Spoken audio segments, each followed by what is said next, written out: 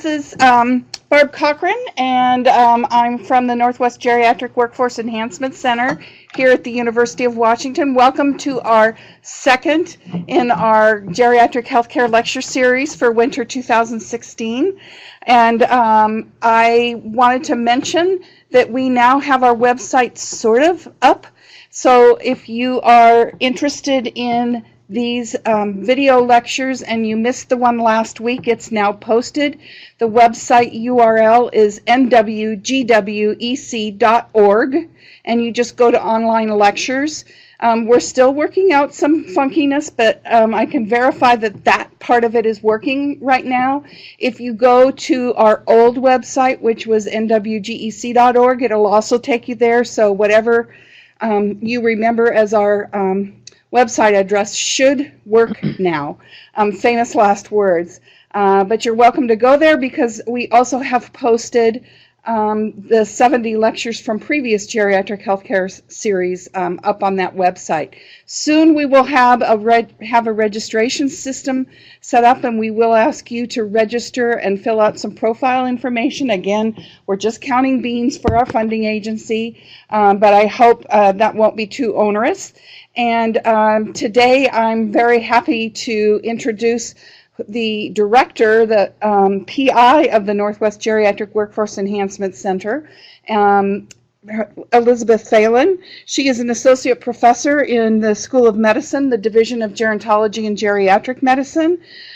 She is also an adjunct associate professor of health services in the School of Public Health here at the university, and an affiliate investigator with Group Health Research Institute. I mentioned she's the director of the Northwest GWEC and founding director of the UW Medicine Fall Prevention Clinic. She's a clinically active, fellowship-trained geriatrician whose clinical work encompasses the inpatient and outpatient settings and involves teaching principles of internal medicine and geriatric medicine to students, residents, and fellows. So her research is really focused on health promotion and prevention of functional decline in community-dwelling older adults. I do want to mention that your site coordinator should have continuing education information if you are wanting to sign up for that. This is a great lecture to get continuing education credit for. And welcome to Elizabeth. Thank you very much, Barb. Hi, everybody. Thanks for being here if you're in the audience, live audience, and thanks to everybody else out in virtual world for joining us this afternoon. So I'm going to be talking about falls and their attention in clinical practice. First, let's look at a case.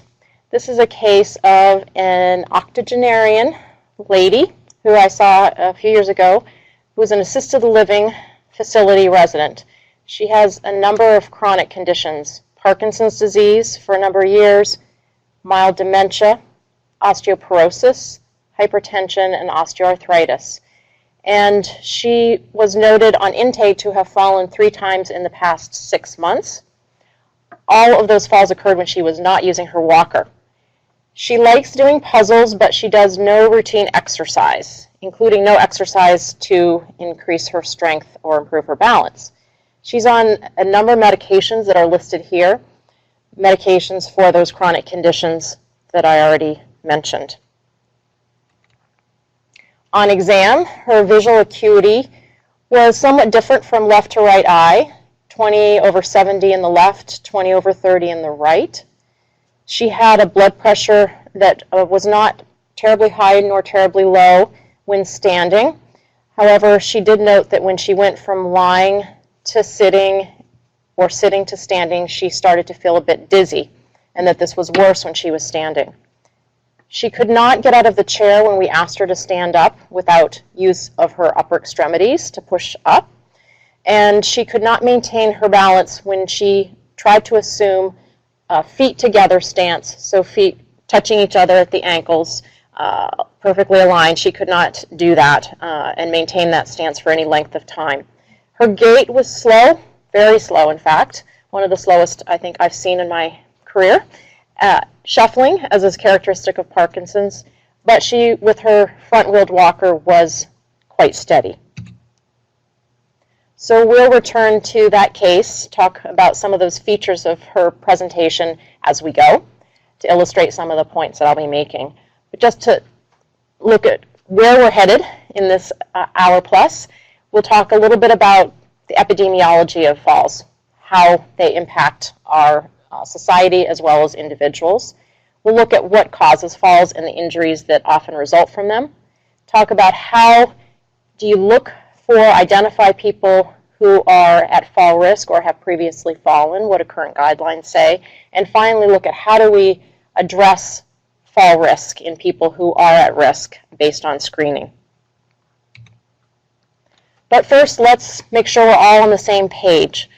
What do we mean by a fall? This is the commonly accepted standard definition, if you will, of a fall in the outpatient setting, coming to rest unintentionally on the ground or lower level.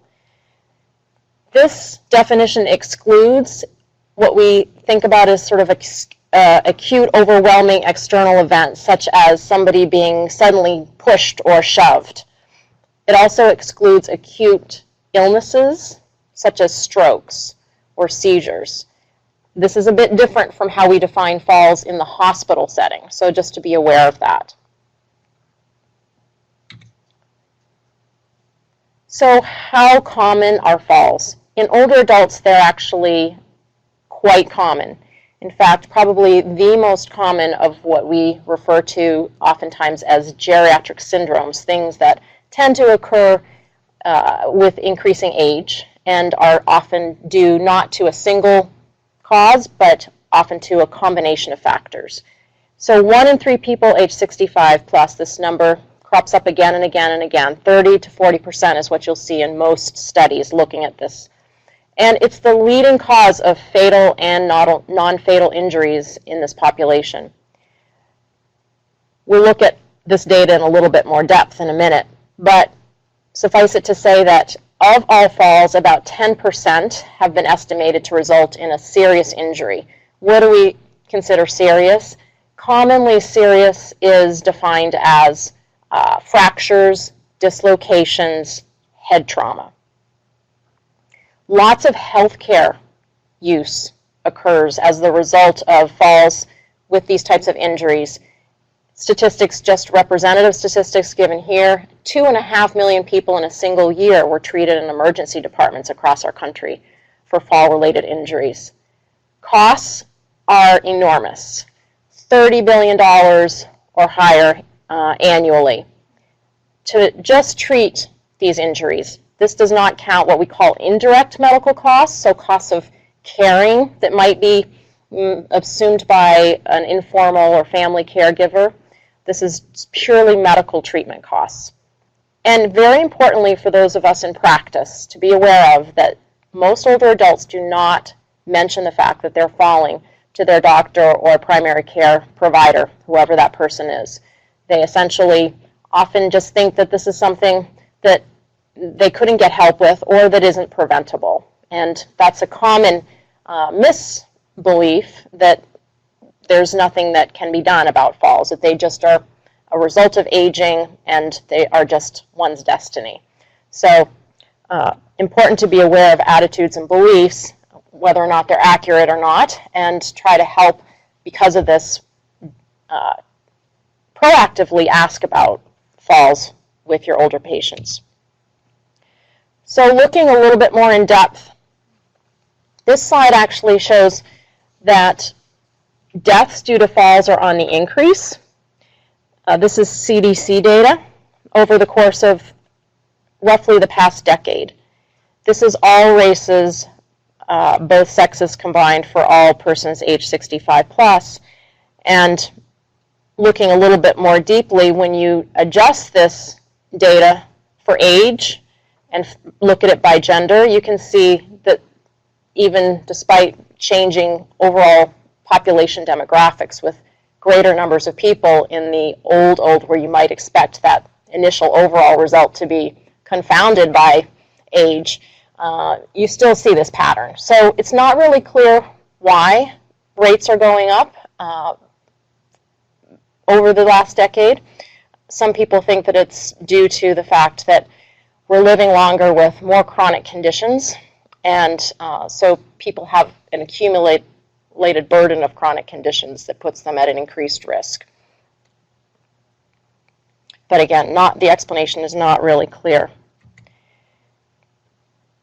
This slide looks at injury. So if people survive, they haven't died from a fall, what's happening with trends around injuries due to falls? This is again over about the past decade, and you see a similar pattern, although not quite as pronounced. Injury rates are rising for men as well as women over the past decade.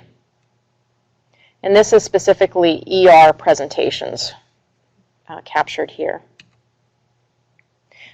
We could look at this another way. We could look at the leading causes of death, and also on the next slide you'll see leading causes of injury in people in this age group. So different types of injuries. These are all unintentional injuries.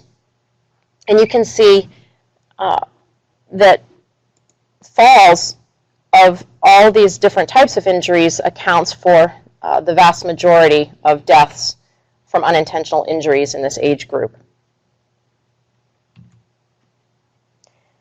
And similar pattern here shown. This is not deaths, but just injuries, leading causes of non-fatal injuries. Same pattern, a variety of different causes of injuries, and this is actually surprising to a lot of people. People often will think that, oh, motor vehicle crashes are the most common cause of injury. Well, as you can see here, they're really not. And the same pattern looking back here for deaths due to these same types of categories of injuries. Falls really dwarf the next leading cause of both death and non-fatal injuries for this age group. So that's a lot of statistics. How does this translate at the individual level? So every 22 minutes, an older adult will die from a fall-related injury. Every 13 seconds, an older adult gets treated in an emergency department for a fall. And every day, 66 older adults will die from a fall. So pretty striking. Responsible for a lot of morbidity, as well as mortality, in other words. And at the individual level, looking a bit deeper at that, we see lots of consequences to individuals who experience falls. Even if they've never injured, these people will start to lose confidence in their ability to walk without falling. And they'll develop so-called post-fall anxiety syndrome, or simply fear of falling. That kind of fear tends to lead a person to stop doing the things that they used to do, that they used to enjoy, social activities, physical activity, etc. And in turn, with restriction of activity, people tend to lose ground functionally. They tend to get weaker. They tend to have worse balance. Their overall quality of life becomes impaired when they stop going out, for example, for social engagements that they might enjoy. I had a patient who said she used to love to go to Pike's Market to get flowers and fruits and vegetables, but going down over those cobblestones on the steep slope leading to the market she felt too much of a risk for her. So diminished quality of life and increased risk of premature nursing home placement. So that's just a quick walk through some epidemiology showing you how large a problem falls is in this age group. Let's look now at what causes falls in the first place and what leads to injuries from falls. So this is an illustration taken from a recent review article on falls, and it really shows this Venn diagram illustrating that the fall event or the fall episode results from the combination of an individual interacting with his or her environment. This is really important concept as healthcare providers to understand and embrace and plan to address. At the same time, to be aware that most lay public, older adults, their family members, don't have an awareness so much of the individual contributors, so-called individual, person-specific, intrinsic risk factors, if you will, for falls. The environment is oftentimes cited as being the primary, if not the only, reason for a person falling. When somebody talks with you about their falls, they may say, for example, oh, you know, I tripped over an uneven pavement, or there was a cord across my walk in my living room. Yes, those things probably did contribute, but we need to have an awareness that those environmental factors aren't the whole story. So we'll look a little bit now at some of these factors, both the so-called individual or intrinsic or person-specific and these environmental or extrinsic so-called factors. And one thing to also know about these is sometimes these are things that we can't change. These are things that are fixed, and you'll see some of those in a minute, or at least we think they're fixed. Others we can certainly modify, and so part of this process is saying, okay, cataloging risk factors, which ones might be ones we can alter and which ones are the ones we can't. So let's look a little bit at what we think are just factors related to increasing age first. These are thought to be age-related changes, meaning changes that occur not due to disease, but just due to the aging process itself. So, for example, changes in gait, strength, and balance, listed here. People, as they age, stop picking up their feet quite as much, so their probably tripping propensity might be increased because of that. Their pattern of gait, pattern of walking, tends to be somewhat altered.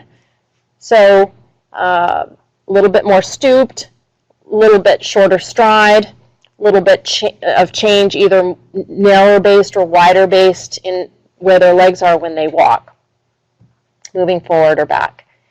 Strength, unfortunately for all of us, strength as well as balance peaks early in life. So if you're in your 20s, you're probably enjoying peak balance, peak strength, but after that it's a kind of a gradual, typically imperceptible decline until we reach later life, unless we're afflicted by chronic conditions that might make that become apparent a little earlier. The other system besides that musculoskeletal neurologic system change of gait, strength, and balance that we should be aware of that is influenced, again, probably not due to disease necessarily, but just due to natural age-related changes alone, are changes in our vision. Those are described here. They have to do with both the pupil as well as our lens of the eye. So the pupil tends to constrict, the diameter becomes smaller with age, and it becomes less responsive to variations in ambient lighting. So for example, you probably have experienced when you move from indoors to outdoors or vice versa, you might have a little bit of trouble adjusting to that. Well, your time to adjustment takes longer as you age. And the lens tends to thicken, yellow, and like other organ systems in the body, lose elasticity. What does that mean? It means that people have more difficulty seeing contrast and edges of objects, so edges of steps, curb, drop-offs, etc. Chronic conditions, so thinking about these as intrinsic risk factors, again, things that happen within the person. There's a whole host of chronic conditions, and I've grouped them into large organ systems here for convenience because there are so many that have been found to be associated with falls. We may not be able to alter the occurrence of these, but sometimes symptomatic treatments, kind of thinking ahead to management now, these may or may not be conditions that we can ameliorate the symptoms of and so reduce fall risk. So we'll talk about that in the Q&A if you're interested. We can go into more of that in detail. Medications. So medications are typically thought of as something that is extrinsic or in the environment, something that we as providers, prescribers do to people, or sometimes we do to ourselves. We take meds that we can get without prescription over the counter. We have a whole lecture coming up later this month on medications related to falls, so I'm not going to spend a large portion of today's lecture talking about medications. Happy to entertain questions at the end, but we can just talk about a few touch points related to medications in the next couple of slides. So one is a very classic finding now from, I would say, at least 20, if not more, years ago from the epidemiologic literature first described around medications, sheer number of medications. The more medications people were taking, the higher their fall risk, and there seemed to be sort of a cut point. And it wasn't too many medications, 4 medications. So these days we have a lot of people taking, because we have a lot of medications in our armamentarium to treat chronic diseases, we'll often see people on 8, 10, even more medications on a daily basis. But important to be aware of this nonetheless. Other aspects of medications that contribute to fall risk based on descriptive studies: changes in medication dose. So, and this is often related to classes of medicines that we'll look at in a minute. So medication classes that are linked to falls, increases in dose of medications from those classes. Within the window of dose increases, people may have this period of increased risk of falls. Let's look a little bit more at classes. This is a summary of a couple of synthetic reviews of medications. And the common theme here is that medications that are so-called central nervous system active, or a synonymous term would be psychoactive, neurotropic, all those terms could be used synonymously. So a number of classes of medications, as shown here, that would be considered to be psychoactive, including antidepressants, antipsychotics, sedative hypnotics, and benzodiazepines. Newer literature has shown that the non-benzodiazepine hypnotics, such as zolpidem, zolpidem, Sonata, those medications confer comparable risk, not shown here. And these all had significant associations with falls, no matter how the data were analyzed in a couple of synthetic reviews, meta-analyses of medications linked to falls. Other classes of medications that have been implicated listed here include antihypertensives, non-steroidal anti-inflammatory medications, and diuretics. You can see that the strength of the association is lower in these medications, and so if we're to focus on really kind of the strongest culprits, it would be these so-called psychoactive medications as a group.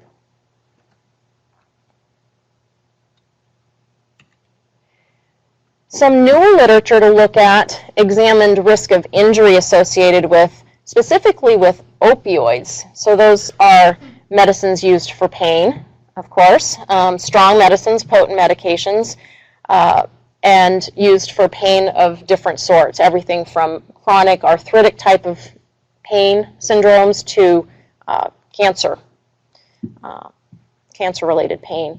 So this study looked at injuries, again, in the older adult populations. It was a study out of Canada where they had complete information about prescribing, doses, as well as claims for healthcare use and injuries based on discharge diagnoses from healthcare encounters. So it was a pretty nice study, all in all, and it's one of, although its main focus was on opioids, it's informative around risk of injury related to medicines in a way that we hadn't really seen before. And most of the injuries in older adults are related to falls, as we saw earlier.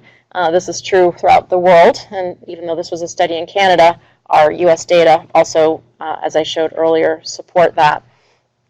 So you can equate the injury to being in most instances fall-related injury. So I have a couple of slides here. This is showing opioids, but it also, even though this article did focus on opioids as a class, it had lots of useful findings related to these other classes of medicines that are psychoactive, so-called CNS active medications. So we'll look at that in a minute. So this analysis looked at opioids after adjustment for factors that we think of as associated with injury, including person-level factors, age, gender, cognitive impairment, history of prior injury, gait, strength, and balance problems. And not shown here, but you'll see on the next slide, they also controlled, and this was important, they controlled for concurrent use of these so-called psychoactive medications. So important to see that there are significant associations with opioids, low potency as well as intermediate potency, not with the high potency. This was primarily fentanyl looked at here. These low potency types of drugs were also called out and looked at in kind of as separate classes of drugs within this larger category of low potency opioids to understand their independent relationship with injuries. And the authors point out that codeine and codeine combinations were, although people might think about those as being a little bit safer in this study, that didn't bear out, and in fact the risk was still significant.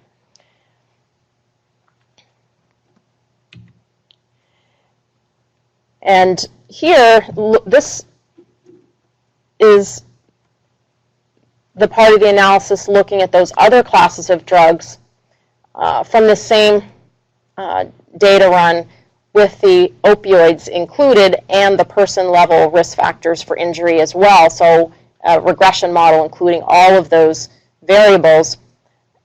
Interesting here, again, to look to see, we saw the classes that earlier studies showed just associated with falls, but this is specific injury data now. A similar, I would say, the overall finding here is that a similar pattern holds so falls and falls with injury. We see comparable types of relationships, significant, again, associations with long-acting and intermediate-acting benzodiazepines, antidepressants, including the newer agents as well as these older drug category of tricyclic antidepressants, not so much in this analysis, not significant, interestingly. And then other sedating drugs, muscle relaxants, anticonvulsants, antipsychotics, and antihistamines also looked at in this analysis. And again, similar pattern with anticonvulsants being associated with falls, also here associated with injury. True again of antipsychotics, pretty highly significant actually, and antihistamines looked at here as well and shown to be associated. So drugs to be aware of, certainly medications are something we can think of as being modifiable, at least potentially. And these medicines, some of these classes, such as antipsychotics, antihypertensives, can be associated with a phenomenon called orthostatic hypotension, something that you may have heard of, may or may not look for. It turns out that this is a phenomenon that isn't that uncommon and isn't frequently assessed for, even in people who present for a fall. So that's another opportunity for possibly affecting change in somebody who's in your clinic or presenting with a fall in your practice. So orthostatic hypotension, just to be clear on the definition, this is a reduction in systolic blood pressure of at least 20 millimeters of mercury or higher within 3 minutes of assuming a standing position from a lying and then seated position. So in people who are just ambient community dwelling older adults, how does that how common does this occur? It's been observed to occur in about 30%. So again, not uncommon.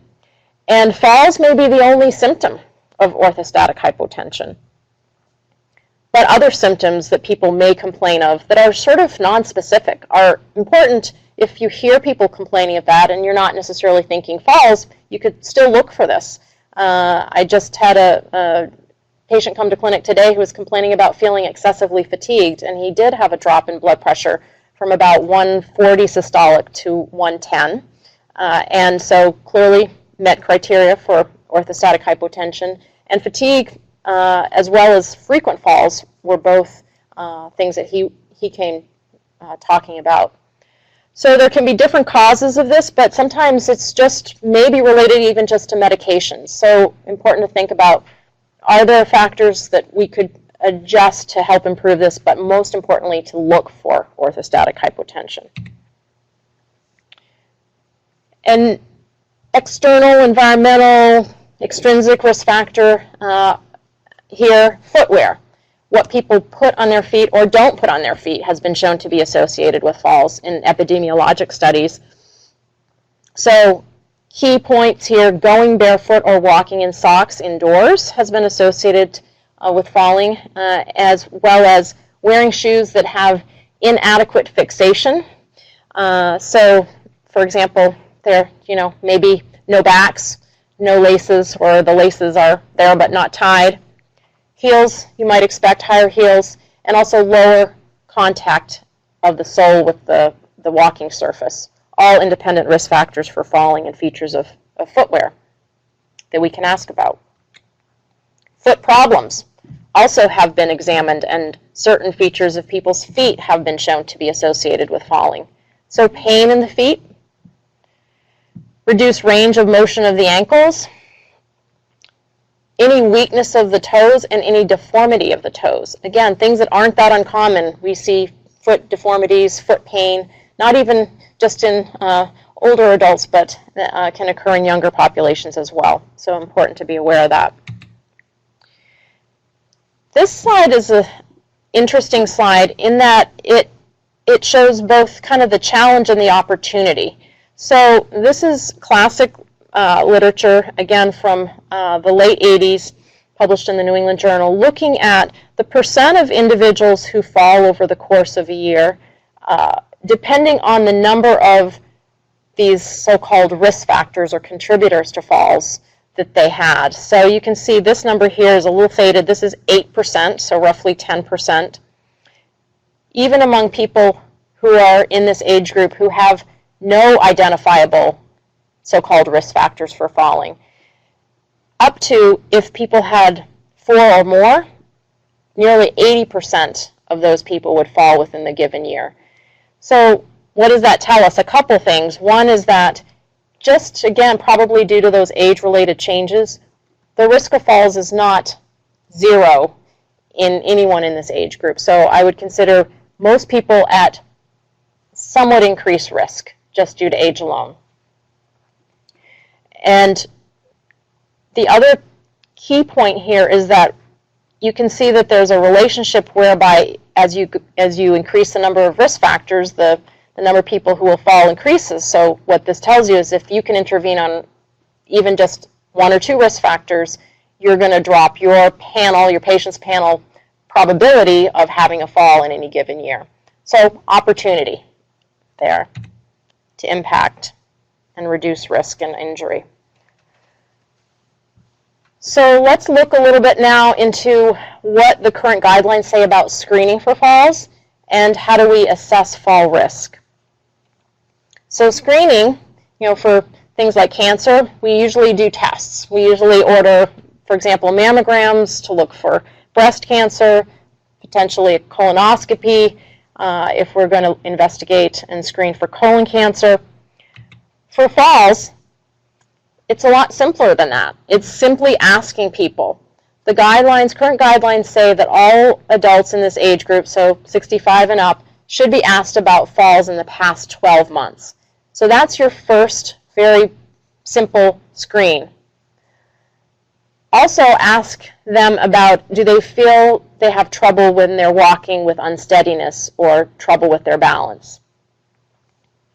And their answers to those questions should prompt a couple more questions. If they have fallen, ask how many times. Recall of falls is notoriously, tends to be not great, so people will probably underreport. You can expect underreporting, but at least getting a sense of number is important. And also ask, if they haven't seen you, have they seen any healthcare provider, called 911, been transported to an emergency room, etc., been hospitalized if you're first meeting them for a fall. So that helps you further triage in terms of following the next steps. What should you do depending on what they tell you in response to those screening questions. So for those people who have either reported one or no falls, and they say they have no problems with their gait or balance, in other words, they feel fine when they're walking, don't endorse unsteadiness.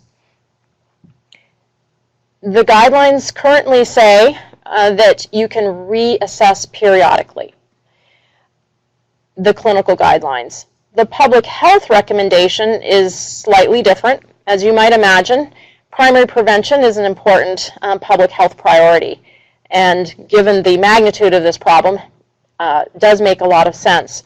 So for those low-risk people, this is the low-risk side of the algorithm, it's appropriate to recommend exercise. The exercise needs to incorporate strength and balance training.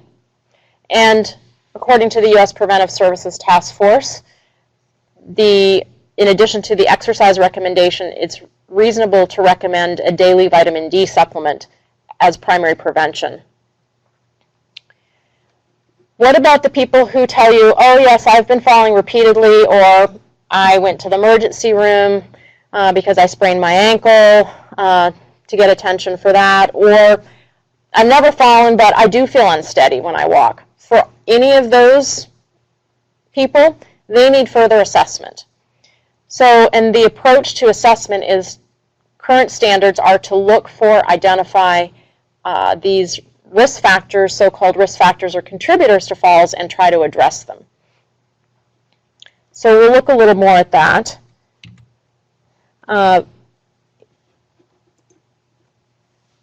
So just to summarize, and this is some guidance from the CDC, you can look on the CDC website actually and find a short video sort of introducing the concept of so-called campaign, Are You Asking Your Patients the Right Questions?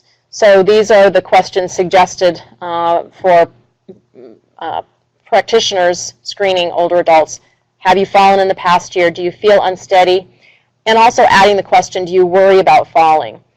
That's important because we know that people, as I mentioned, fear of falling, post-fall anxiety syndrome, that is a predictor of future falls. So it's also nice because it really does get at the older adult's perspective. And so trying to capture that and attend to the psychological impacts and where somebody might be at with their behavior as a result of that fear, that question is certainly reasonable to incorporate as well.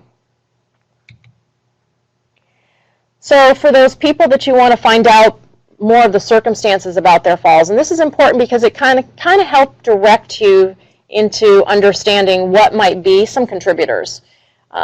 So there's a short mnemonic here that helps you to remember the features of a fall's history, similar to a pain history. So we have mnemonics to help us think through, okay, what are the features of pain that we want to ask about? This is analogously a way to remember aspects of a fall that you would want to ask your patient to describe in as much detail as they can recall.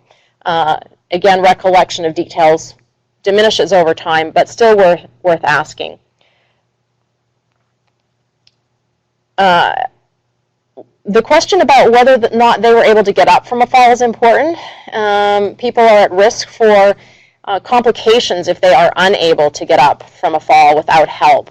And interestingly, only about half of those people who fall are able to get up if you look at this across populations. and epidemiologic studies. So important because there's a large number of people who could have some intervention around that potentially. That also tells you they probably have a strength problem.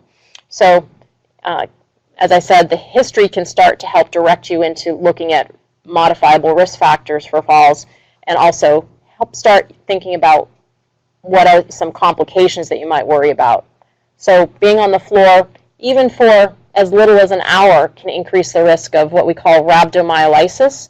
So muscle breakdown, acute kidney injury, some severe cases can result in death, usually require hospitalization for management and stabilization if the person is found in time alive. What about your exam? So you're in clinic, you're busy, you don't have a lot of time for exam. What are you going to focus on? Because of that association of orthostatic, or another term for that is postural hypotension with falls, if you have time or your staff have time to actually check orthostatics, great. That would be very useful. An alternative, if you are pressed for time, don't have space, you could check a standing blood pressure. In clinical practice, we tend to always check blood pressures when somebody's sitting. So we have a lot of recordings of what those blood pressures look like. But for older adults, and particularly those who are at fall risk, we want to know what their walking standing blood pressure is. So a standing blood pressure can be a good alternative to a full set of orthostatics to help guide treatment parameters for blood pressure. Acuity, so visual acuity, what are we looking for there? The cut point in most studies and in clinical ophthalmologic practice for vision concerns is 20/40. So it doesn't sound horrible. Lots of people walk around with visual acuity, and our patient had one eye, which was 20/70, so quite a bit worse than that.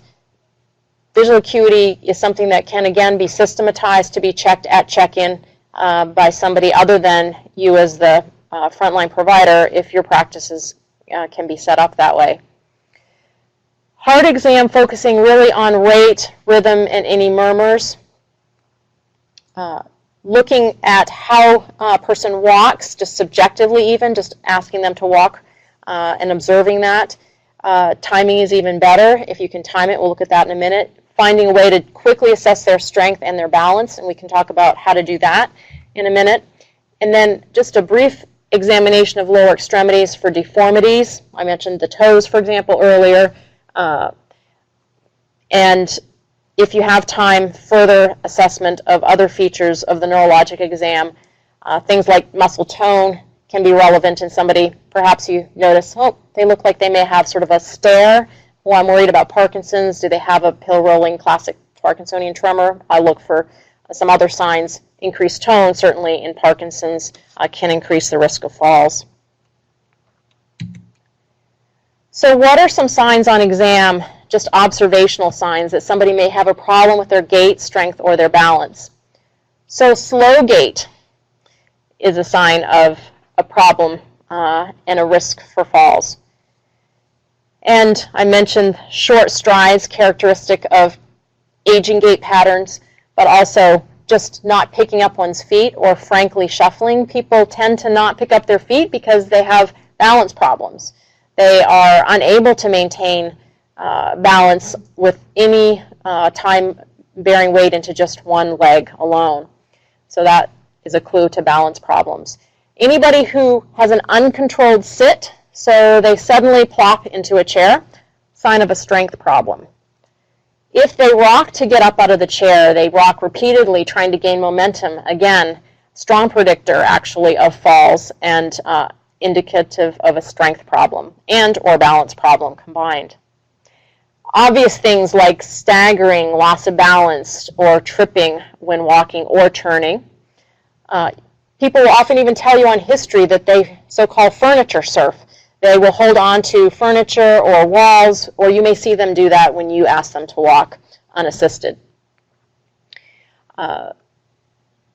Needing multiple attempts or human help to change positions. So if they are recumbent, for example, certainly have trouble sitting up when you step into the room, or can't get out of a chair without help or multiple attempts. Again, a sign of a strength and or balance problem.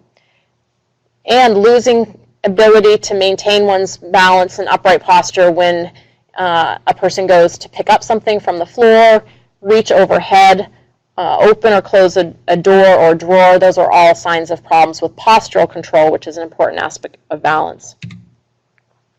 So let's look back at our patient case for just a minute.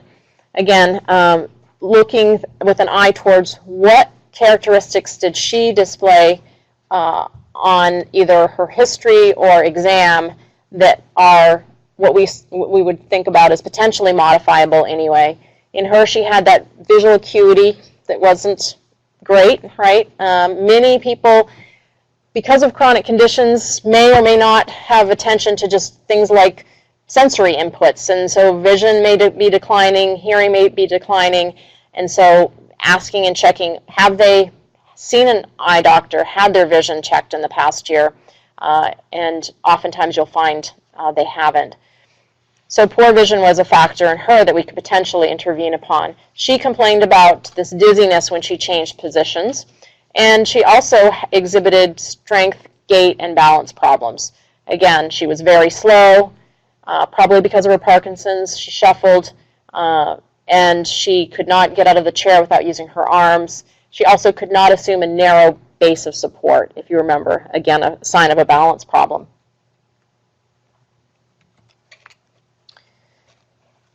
So in the last part of the session, let's look at what do we know based on current research evidence works to reduce the risk of a person falling.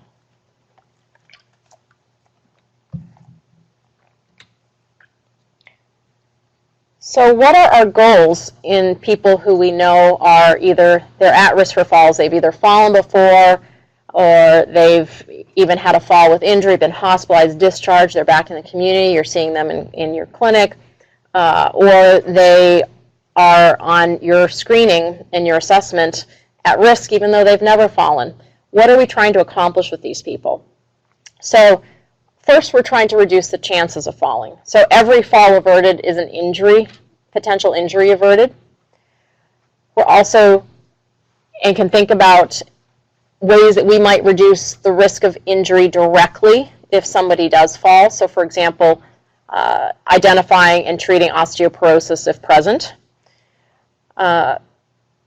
We want to really, through our interventions and our recommendations, try to help the individual maintain their highest level of mobility possible.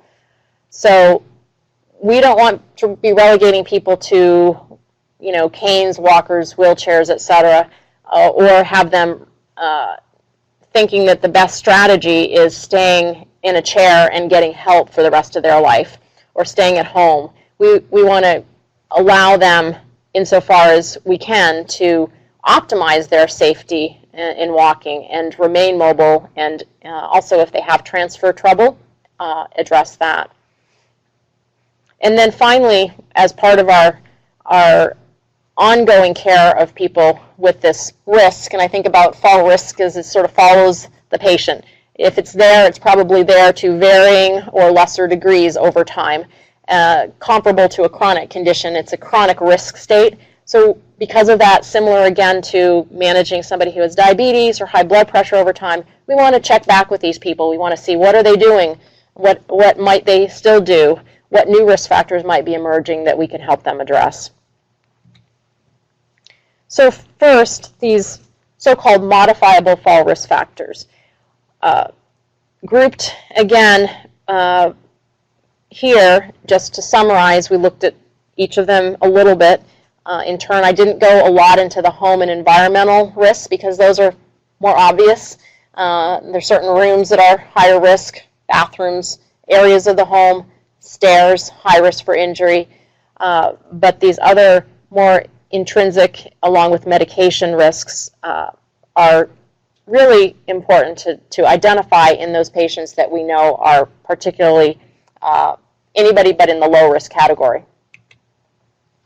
This is called and has been termed in the literature, so-called multifactorial fall risk assessment. And what does that mean?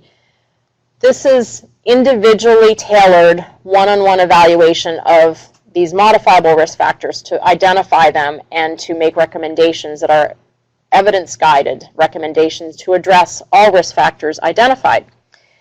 This is very appropriate for people who are in that highest risk category. So they've fallen multiple times, they've had a serious injury and been admitted to the hospital. This may or may not be something that you would need to do all that often in a primary care setting, but important to be aware of that there is some benefit to doing this for people who are high risk. The data and the summary of a large number of studies using different kind of strategies for intervention, but with this same idea at the core. In other words, individually identified risk factor management. This study showed that there was a reduction in fall rates that was significant using this approach, and also in somewhat less rigorous non-trial but quasi-experimental design with an intervention and control region of a single state, serious fall-related injuries were shown to be reduced by about 10%. These trials taken in whole have shown other benefits in addition to just benefits on these fall-related outcomes, and those are listed here. So improved physical functioning, enhanced what we call fall self-efficacy, so a person's confidence in their ability to perform their daily and desired activities without falling, reduced fear of falling, improved health-related quality of life, and also cost effectiveness of this approach. Again, when it's targeted to high-risk individuals who are free of cognitive impairment, importantly, and also receive follow-up over time to make sure that they're adhering to their treatment recommendation plan.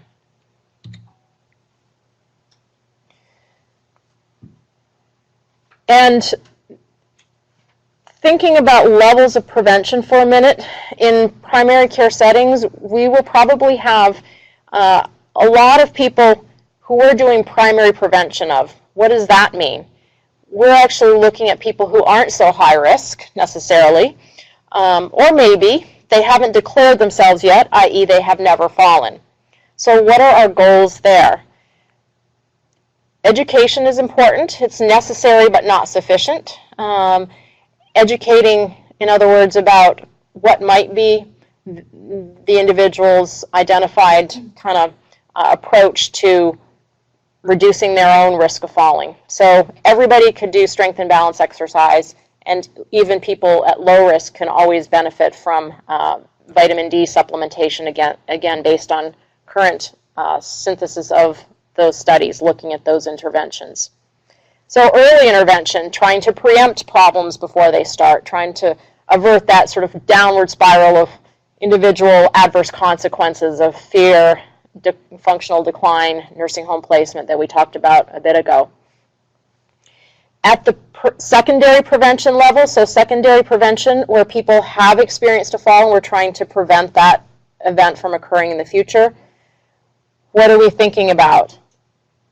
Some of the same things that I mentioned earlier, but this is just sort of illustrating in a different way.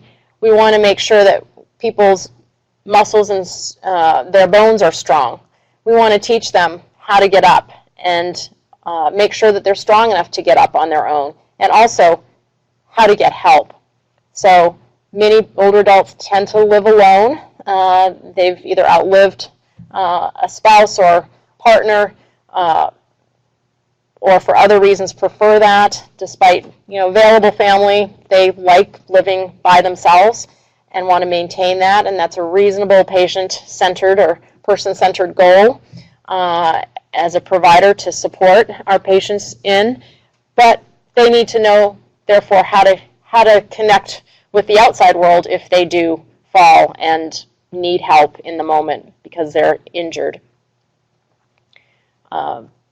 Personal wearable medical alert devices, for example, are a good way for people to get help in the moment. And then finally, somebody who's fallen and injured or fallen multiple times, we're looking at acute rehabilitation of those people, often in a skilled nursing facility. So they may eventually, they'll come back to practice, your practice, and will still benefit from addressing fall risk factors that they have present. So thinking about the severity of fall risk can help us kind of triage people because of the exigencies of time. And this is an approach that's being evolved currently in practice through expert opinion currently, and is presented as part of public health recommendations that we may be able to identify a low risk group. We can identify that high risk group that's appropriate for more in-depth assessment, and perhaps even we might identify people who are somewhere in between. And so, as you can see, education, again, necessary but not sufficient, regardless of degree of risk, about what a person can do to reduce their own risk of falling, and then adding interventions and spending more time kind of eliciting risk factors that are modifiable for people is one approach that we can think about as a way to make our practice around this issue efficient. None of this is hard to do, but it's time consuming. So this is certainly not appropriate and oftentimes not necessary for everybody that we see in primary care practice.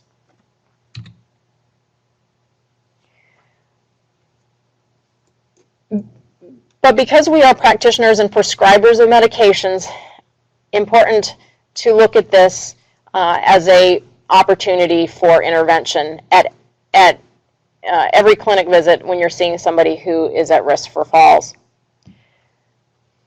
What does the literature show about so-called Dprescribing? So essentially, Dprescribing, or medication review and reduction, has been shown to be safe, and specifically when one is targeting these CNS active or psychotropic or psychoactive medications, has been shown to reduce the risk of falls. What do we do if we have people who need their antidepressant or who need their their antipsychotic? So one of the clinical approaches that we can adopt is to make sure that people are on the lowest effective dose for treatment of indicated treatments for conditions that are present. So for example, a common scenario may be perhaps they don't need quite as much of their blood pressure medication as they used to. And again, recent example, patient I saw earlier today was on an ACE inhibitor, lisinopril, 40 milligrams, had lost about 12 to 15 pounds over the past 6 months. His blood pressure was normal. It was actually 102 systolic. So opportunity there to maybe reduce that medication. Maybe he didn't even need it. And he was, again, somebody who was also orthostatic. So sometimes we can address medications and get at both medication direct effects, but also this orthostasis and other symptoms associated with it, including falls. And for people who are on medications that they have to stay on, and maybe they need to stay on those medications at high dose, we can't do anything about that particular risk. Then we should look for other risk factors that we can change and talk with our patients about addressing those. So I think about vitamin D sort of as a medication, although it's really a supplement. I also think about vitamin D when I think about people who have a strength problem. Supplementing vitamin D is something that we can discuss fairly quickly with most of our patients, and will have a benefit over about 12 months. So it takes about 12 months to see a benefit. And this benefit will persist as long as people continue to take that supplementation. We had a lot of discussion last week in the lecture about vitamin D. Excellent discussion if you were part of that.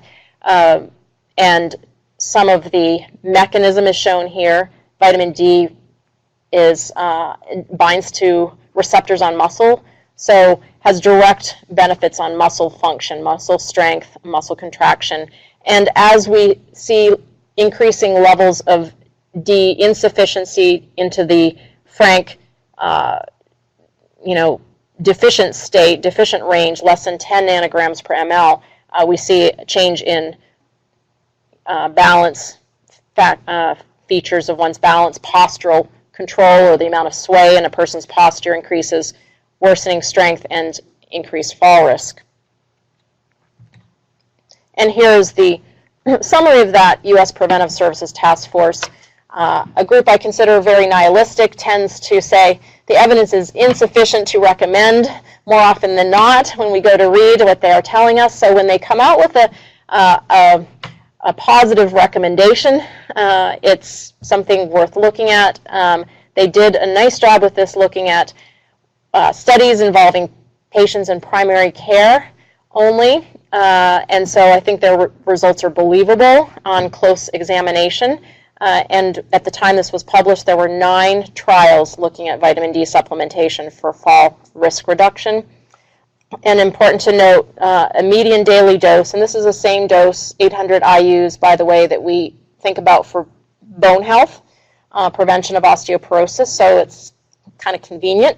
We should recommend 800 IUs at a minimum for both bone health, but also directly for fall prevention. So oftentimes people will think about vitamin D and think about it's for the bones. Well, it's actually for bones, but it's also important for, as I said, for muscle strength, so a direct relationship to falls through that.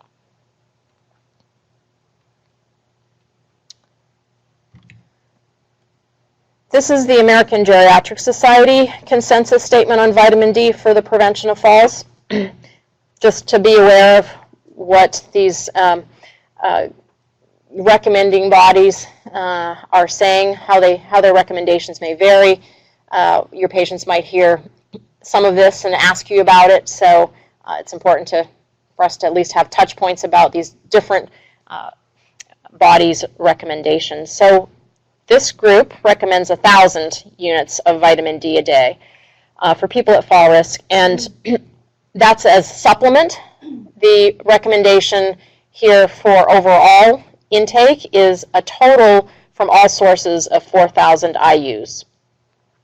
There's a great bit of detail about how to adjust doses for factors that might influence overall ambient serum levels and what the muscles see for people, for example, who are obese, and we heard about that a bit last week, people with different skin pigmentations, etc., in this article. So more than I'll go into here, but just to be aware, if you tend to have an immigrant population, or you tend to see people who are, if you have a bariatric panel of patients you're seeing preoperatively in a consult setting, for example, prior to bariatric surgery, you may be thinking about this dosing quite a bit differently, and that article can give you some guidance about adjusting for these kind of individual features.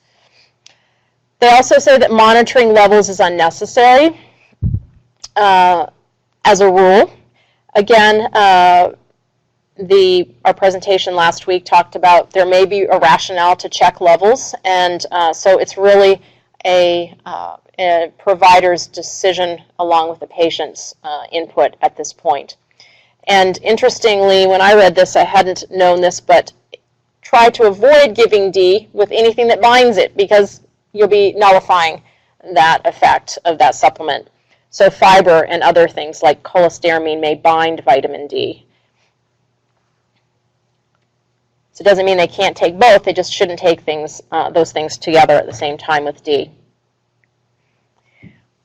Exercise, a real centerpiece of fall prevention, and specific type of exercise. So exercise that involves what's called progressive balance and strength training. And what do we mean by that? Progressive means the challenge of the exercise has to be stepped up, so to speak, over time. And needs to be, so a person's program needs to be adjusted, modified over time for level of difficulty. Assuming a person practices balance, just like if you practice a game of tennis or your golf swing, you're going to improve. Same with balance. person's going to improve if they are working on balance exercises. Therefore, important to make it a little bit more challenging. And there are ways to do that. Physical therapists are a friend in helping the individual older adult figure this out. Other community-based programs, some of which I'll mention in a minute, have this kind of stepped progression to higher levels of challenge built into the program. And as a single intervention, if you're going to recommend a single intervention to patients to reduce not only their risk of falls, but also their risk of injuries due to falls, chances of showing up for health care for a fall-related injury, etc., this is one single intervention that has the strongest evidence behind it for reducing not only falls, but also fall-related injuries and health care use necessitated for care of those injuries. And to note, walking, again, good for general conditioning, good for chronic condition control, but a very large trial out of Europe called the Easy Steps Walking Trial showed that there was no significant difference in fall rates, proportion of fallers, or recurrent fallers. So across a range of fall-related outcomes, no effect of walking as a single intervention. And when you ask your patients in this age group what they're doing for exercise, this is probably the most common thing you'll hear them say. Either that or something for stretching, usually upper extremity. Again, not bad, reasonable to do. We have, tight joints, helps with ease of pain and joint mobility to stretch, and walking is good for lots of other reasons, but just know that you have to take a few moments to counsel people that that's necessary, good for you. If you're already walking, don't stop, but think about adding some other types of exercise in addition. So believe it or not, because there are so many studies of exercise as an intervention to prevent falls, all those studies have been able to be looked at, and features of the exercise that matter have been described. And I've summarized those features here. So again, to state the obvious now, because you're all aware of the importance of exercise that involves balance exercises, you must improve your balance if you're going to prevent falls. To improve your balance, you must be standing. You cannot do exercises seated and expect your balance to improve. This progressive challenge level of balance must be safely challenged with decreased upper extremity support, increased maneuvering such as shutting your eyes, for example, increases the challenge. And the level of challenge, and this is something that physical therapists would be aware of, not necessarily something that we as primary care practitioners need to understand the ins and outs of what it means, but there must be at least a moderate challenge level, and this is described, well described as to what that means in the PT literature. For us, though, as primary care providers, important to emphasize and ask our patients, are you still doing those exercises? Because exercise is not necessarily fun. If you're doing it alone, you may be pretty unmotivated. And if you don't feel well or you have pain, those are some other reasons why you might not do this long term. So trying to help people understand the importance of doing something long term for their balance and helping kind of strategize what that might be if they're not. Also importantly, once somebody starts on a new program for fall prevention that involves exercise, they're still at risk. Their risk has not changed and won't change until they get a certain dose of that exercise. What is that dose? It's about 50 hours of balance exercise. And so it needs to be accumulated over time. You can't do it in a week. Most of these studies were done over the course of 6 to 9 or even 12 months with intermittent, twice or 3 times a week practice. We'll skip this for now, but this is the whole idea of balance challenge needing to be at least moderate. Again, a nice publication by Tiffany Schubert, a physical therapist from North Carolina on this topic, aimed at physical therapy practitioners.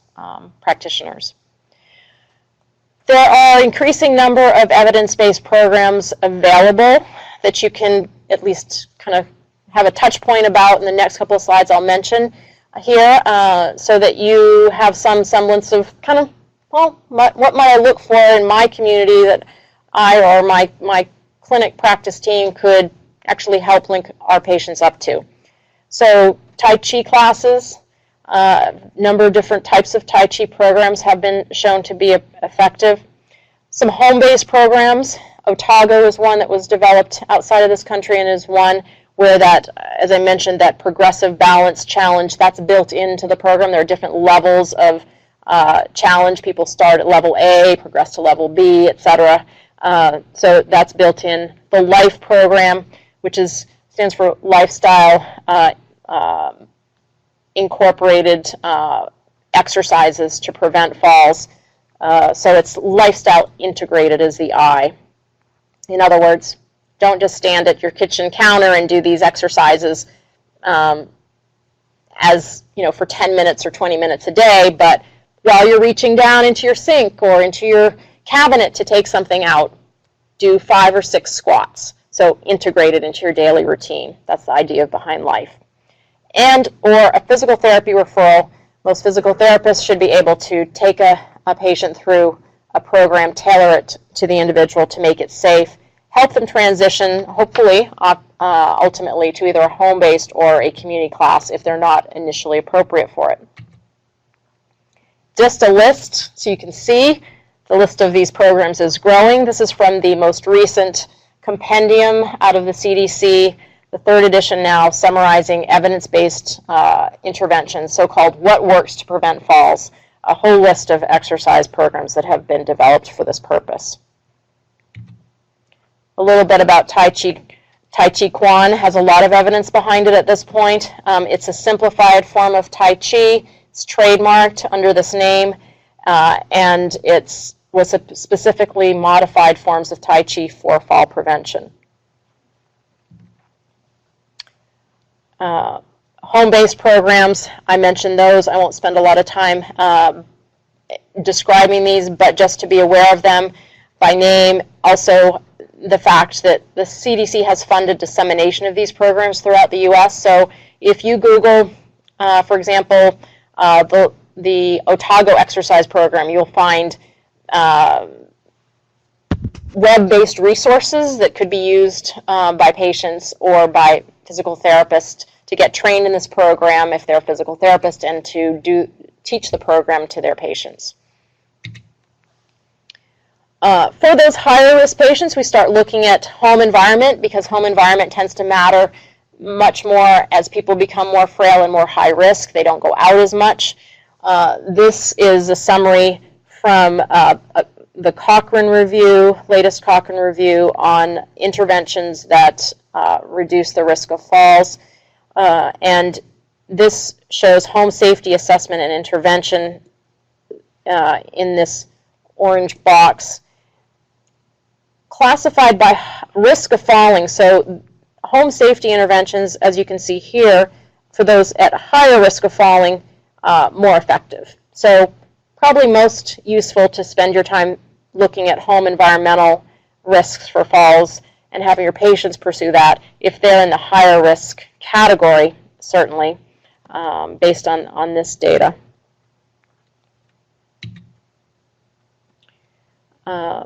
This is often a process. Occupational therapists have particular expertise in this.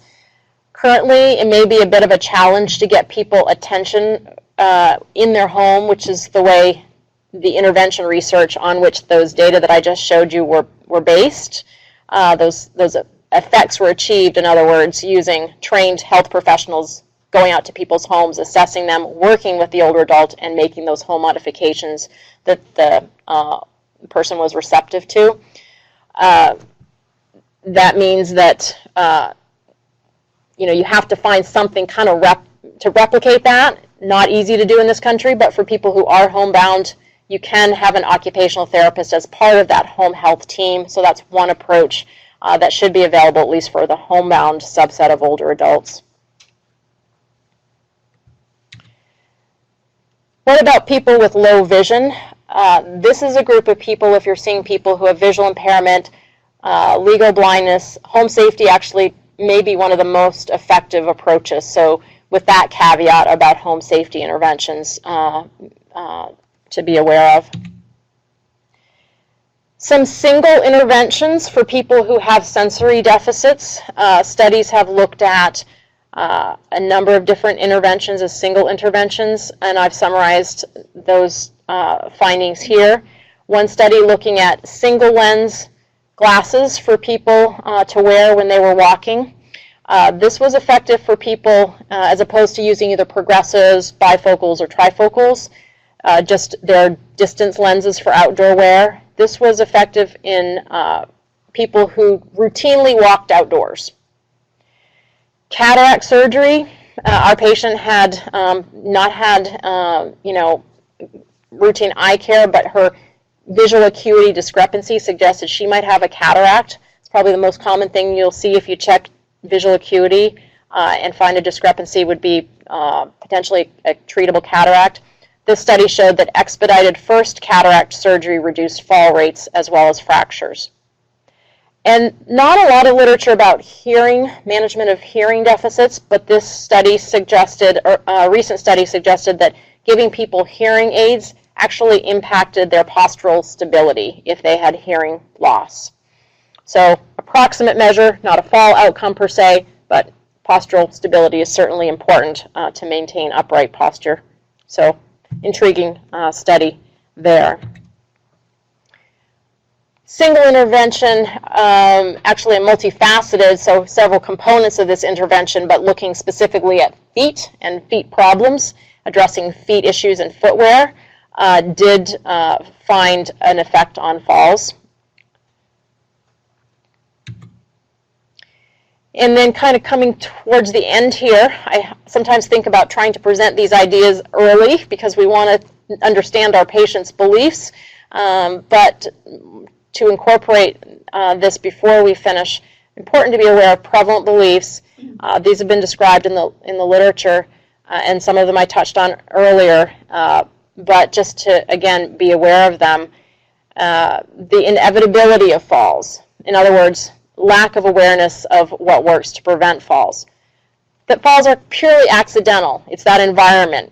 It's those cords, the clutter, it's the uneven sidewalks, etc., the darkness that prevented me from walking safely. Again,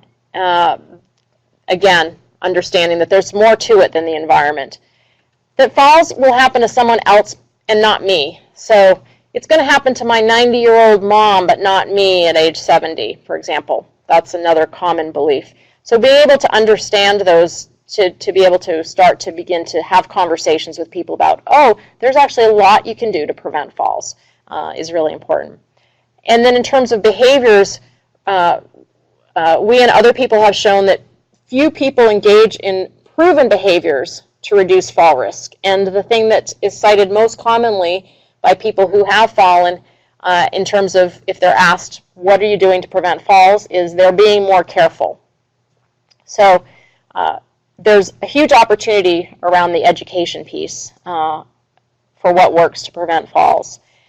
And people have to see a need to actually seek care for fall prevention. So it's uncommon. Again, this is complementary to that statistic I gave you about only about a quarter of people will talk with their doctor. Care seeking for falls and fall prevention is low. So we have to proactively ask people, have they fallen? So here's some possible ways to do that. Have you ever thought you might be at risk for falling? And we can group people, and this is really taken right from the behavior change literature, behavioral theory. We can find out where people are at with this question. They may be in pre-contemplation. No, never thought I would be, Or, maybe they're thinking about it and they know some people who have fallen, but they're just hoping it's not going to happen to them. Or they're actually ready to take action. They just need to be armed with information because, yes, they're actually worried and they are coming seeking help. So you'll see a spectrum. Many people are in pre-contemplation. There are going to be a few who are in preparation or action.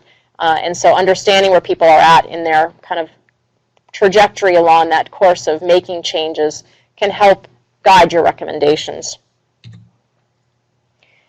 important to know that probably the most important thing that encourages or facilitates somebody engaging in behavior change to reduce their risk of falls is that their healthcare provider recommended it. So we have a really important role to play in this area.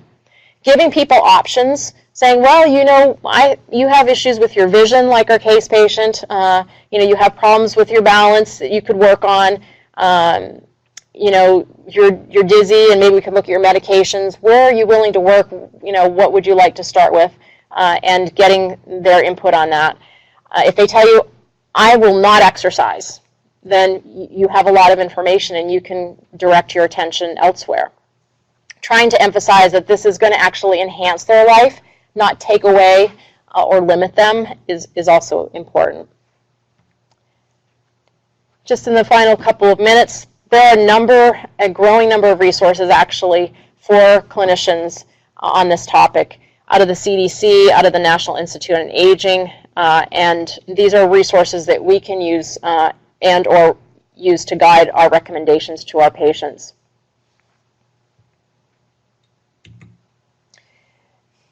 Specifically, from the CDC website, there is now a toolkit with training materials that's directed at people working in primary care settings to help older adults, help practitioners help their older adults recognize risk and address it. These were developed with the input of clinicians in practice. Again, available on the web. There are videos as well as hard copy printable materials in PDF format. And there are some structured forms that can be downloaded, printed to help practices who want to, say, for example, implement a timed up and go test with all their patients when they show up for fall screening or preventive care visit, to do it standardly with the directions on it. There are, as I mentioned, videos. There's a monograph about how do you talk with patients depending on what stage of change they're in. And then there are also some educational materials. There's an overview here of the kind of global algorithm about how do you screen, assess, and manage fall risk that's based on the AGS clinical practice guideline. Tried to simplify it, but also make it a little bit more accessible for people in practice. So recognizing, again, that not everybody needs that intensive assessment, what could we do in people who are at lower risk? And so that guidance is included here. These are just screenshots of some of the educational materials, new brochure on postural hypotension that can be useful for educational conversations. And this tool here, relevant if practices might want to, so-called stay independent screening tool. This will give you a risk score to help further stratify your patient panel around their fall risk, and could be suitable for mailing or use at check-in at a visit. And a number of materials to help practitioners understand what's in this package of tools, this so-called toolkit, and some of them are still in development, so there's going to be more tools developed around medications, but an overview training module that you can get continuing education credits for doing, helps with education about the topic, but also how do you do fall screening, risk assessment, and management in your everyday practice. And then some clinical decision support tools that have been or are in the process of being developed for use within electronic health record interfaces. So wrapping up with our case patient, will she benefit from these kinds of preventive interventions that I've just covered with you? The answer is yes, and this is a data-driven answer based out of a series of studies around the Otago exercise program. Parsed out who benefited the most from the Otago exercise program. The oldest old, people who have fallen before, and people who had at most mild dementia. So this may run counter to our beliefs about, people maybe in late life beyond the pale of prevention. They're sort of progressed beyond where they they can benefit from prevention. It's actually just the opposite on this issue. The older your patient is, the higher likelihood that what you do will stand to benefit him or her. So our patient had a lot of strengths. She was interested in trying to reduce her chances of falling, and she was ready to make changes. So a summary of the initial recommendations, and again, she was somebody who was high risk. She'd fallen 3 times in the past 6 months. So lots of recommendations relevant to that high risk state were given to her. So just in conclusion, falls are very common. Again, 1 in 3 older adults falling each year.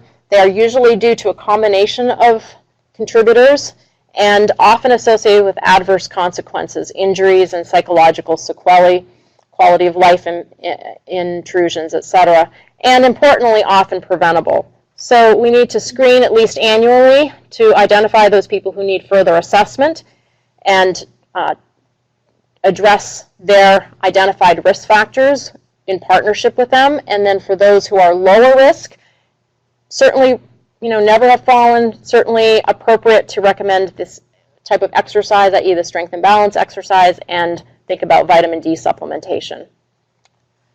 So I'll stop there. Quote from a colleague, falls are a public health problem that is largely preventable. So questions from the room while the sites start thinking?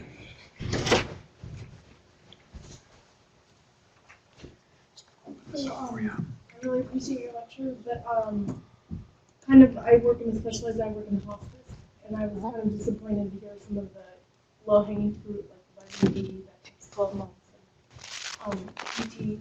I'm interested in the specifically fall prevention education material you mentioned.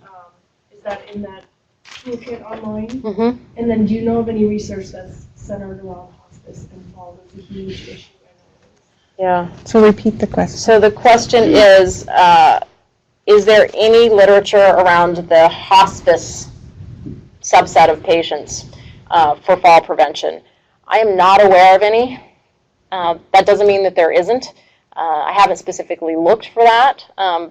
So I guess it doesn't mean that these things aren't necessarily relevant, but oftentimes for people who are either very chronically ill or have limited life expectancy, as you point out, the time to benefit may exceed the value of the intervention. So similar to the older adults in general, where small changes can make a big difference, I wouldn't underestimate the importance of simplifying medication regimens as one area that we often do in hospice anyway. And then simple routines of exercises that can help with maintaining functional ability, i.e. around transfer. So I think about those things as kind of first principles for anybody that I'm looking at in clinic who I say, yeah, this person has limited life expectancy. They may not be on hospice at that point when I see them, but they could be. So Sheridan VA is asking if there's a diet and vitamin regime that can help with problems of the eyes related to age. Diet and is there a diet and vitamin regimen that can help with vision issues? Yeah, most extensively, and I think our speaker last week touched on this a little bit around vitamins supplementation for age-related macular degeneration, but for other aging-associated eye diseases, less evidence for benefit for diet and vitamins at this point. And Billings is asking, going back to earlier when you had those false stats about deaths, do those deaths include immediate deaths as well as deaths that later can be attributed to the fall? Mm-hmm. Do you know? Yep, it's the early deaths. Oftentimes people fall acutely within a few hours after within a few hours after a fall, but sometimes out as far as 7 days or longer. And yes, those are all counted in that statistic. Would you please speak to the new study that seems to demonstrate higher fall risk with higher dose vitamin D supplementation. I think that slide that you had, high potency. Right. Yeah, so my read of that and the older study in JAMA is that frequency of dosing matters. So it's not, attention has been paid to the sort of size of the dose, but at the same time, in both of those studies, there was an infrequent dosing regimen. The most recent study was monthly. The older study was annually. And so there seems to be something important about regularly ingested supplement as opposed to an infrequently ingested supplement. I think that's something really to look at further. Do you have recommendations for a person with dementia who keeps getting up and falling? There's a chair alarm and exercise. Very challenging, and again, outside, so all of what's been sort of looked at in the outpatient literature that I presented to you excluded people with dementia for the most part. The only interventions now that are being studied for fall prevention in people with dementia are typically including people with mild forms of dementia, and they are typically exercise-oriented interventions. So we don't have a lot of sort of off-the-shelf package interventions available at this point, but trying to, again, in that population, similar to the folks with limited life expectancy as a broader group, continuing to try to maintain mobility and transferability is really important. So there is definitely still a role for exercise that can, daily exercise that can be incorporated that's basic exercise to that end. And just from sort of clinical experience, medications are still an area oftentimes where we can impact risk, probably. Less, that's going beyond where studies have gone, to date anyway. So I think this is related to that earlier question about deaths, but it says, how long does a faller have to survive to be listed, or it to be listed as having a non-fatal fall? So is there an outward limit to death in someone who's fallen for it to not be a fatal fall? I'm not sure exactly what that time delimitation is. I can't tell you the answer to that. And Spokane is asking, our prosthetics department has denied requests for a chair alarm, saying there's no evidence to support these. Can you comment? So is that a question around chair alarms in the inpatient environment? It's the VA, so... The VA, okay, so for across the VA she says population, no. Outpatient, okay. There is one study that looked at inpatients looking at alarms, bed alarms as a single intervention, but I'm not aware of any single studies of chair alarms that were probably large enough to answer that definitively. But generally, single interventions like that, I'm not aware of them being done with outpatients specifically. Other questions here? Don't have any coming on the chat right at the moment. Chair alarms are not necessarily all that pricey, so there are things you can, when you're trying to so-called pull out all the stops and trying to find ways to kind of alert caregivers who are managing somebody 24/7 that, say, for example, somebody with dementia is getting up or is moving around in the next room, usually probably under $100. So they may be something that some people may be able to afford, even outside of the realm of health insurance coverage. So. Great presentation. I have a question about the effect of obesity on the falls. You alluded that vitamin D should be adjusted by obesity levels. In general, we know that the weight bearing has effect on the bone health. And so does it also spill over into the lower or higher risk of falls? It's an interesting question. So the question is, how does obesity impact fall risk and falls? So couple of studies looking specifically at obesity and falls. One showed that people were at, it's kind of conflicting evidence actually, that people were, older studies showed that people were at increased risk of injury, and that there are other studies that show less likely injury. So that's, injury is kind of the main outcome that people have looked at. Kind of clinically, anecdotally, I do find patients tell me that with weight increase, they feel less balanced. So whether or not that's a mediated effect related to vitamin D, as you're potentially suggesting or not, I'm not sure, but yeah. So, but very little literature on that relationship. A couple of studies that I'm aware of. Any other questions? We're about to close off. Thank you again. Okay, thank you. All right.